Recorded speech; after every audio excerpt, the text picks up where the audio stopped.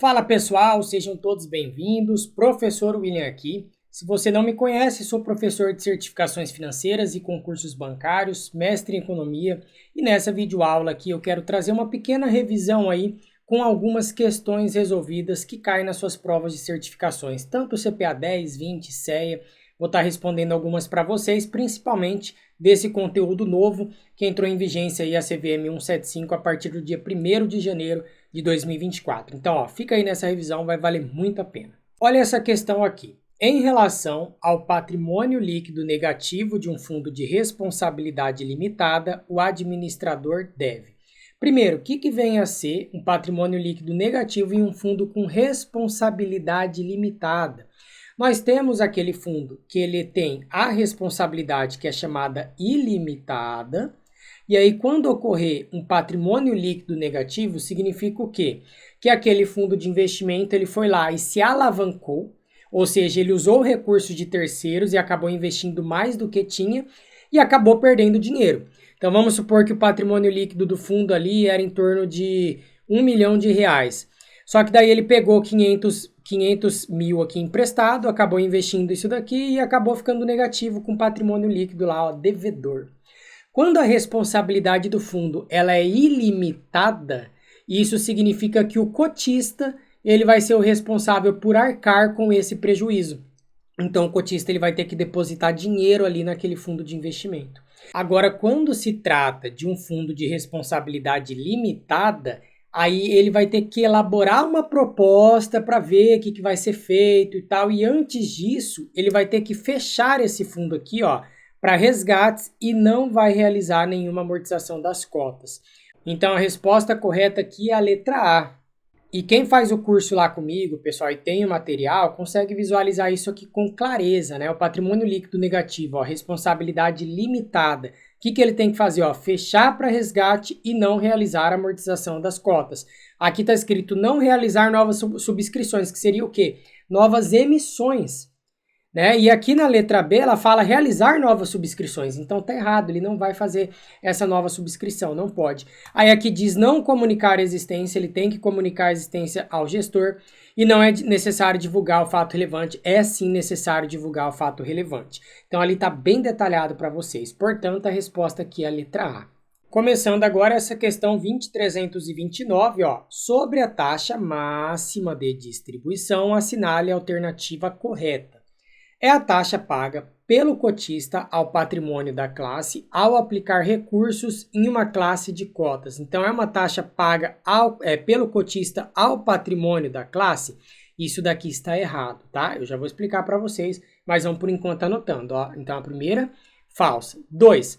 É a taxa paga pelo cotista ao patrimônio da classe ao resgatar recursos. Então, é uma taxa de quando você resgata o recurso? Também não. Tá bom? Então, essa daqui ela está falsa. Essa aí seria, por exemplo, uma taxa de saída. Na hora que você resgata, você está pagando. 3. É a remuneração com base na taxa de administração, performance ou gestão que deve ser paga diretamente pela classe investida a classes investidoras. Essa também está falsa, tá? Não tem relação aqui com base nessa taxa de administração. Olha aqui a 4. É a taxa cobrada do fundo representativa do montante total para remuneração dos distribuidores, expressa em percentual anual do patrimônio líquido. Olha o nome da taxa, pessoal. Taxa máxima de distribuição. Lembra que eu já expliquei para vocês que um fundo de investimento, ele precisa necessariamente de ter um administrador aqui, ok? E esse administrador, ele vai contratar o serviço de distribuidor. Esse serviço de distribuidor aqui pode ser uma corretora, pode ser uma distribuidora, um outro banco que seja, uma instituição financeira. E esse distribuidor é quem faz o quê? É quem faz isso, a venda das cotas. Portanto, ele busca captar recursos para o fundo de investimento, porque ele vendendo a cota, de fato, vai entrar recurso para o fundo de investimento. E como esse distribuidor está prestando um serviço, ele cobra por isso. Ele cobra essa taxa que é chamada taxa máxima de distribuição. Então, por exemplo, vai ser lá 0,5% ao ano do patrimônio líquido do fundo, vai ser usado para remunerar o distribuidor, ou 0,2%, 0,3% que seja.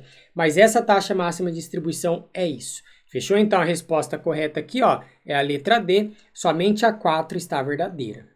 Olha essa questão aqui, tá? Sobre acordos de remuneração, assinale a alternativa correta. Então agora estamos falando de acordos de remuneração.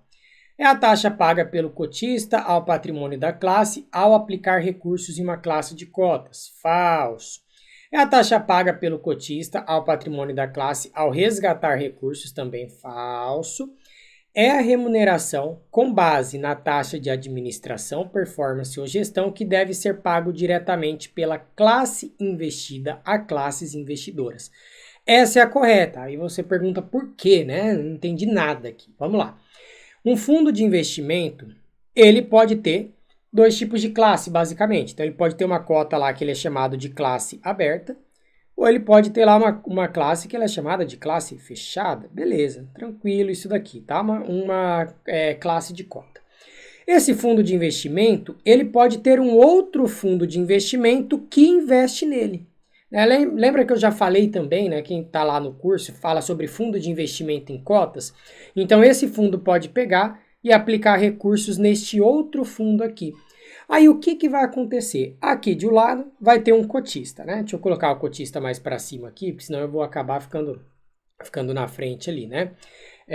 Aqui, tá aqui o cotista, ele pega o dinheiro dele e aplica nesse fundo de investimento. Quando ele aplica nesse fundo de investimento, automaticamente ele vai pagar uma taxa que ela é chamada de taxa de administração. Ele que vai pagar isso daqui.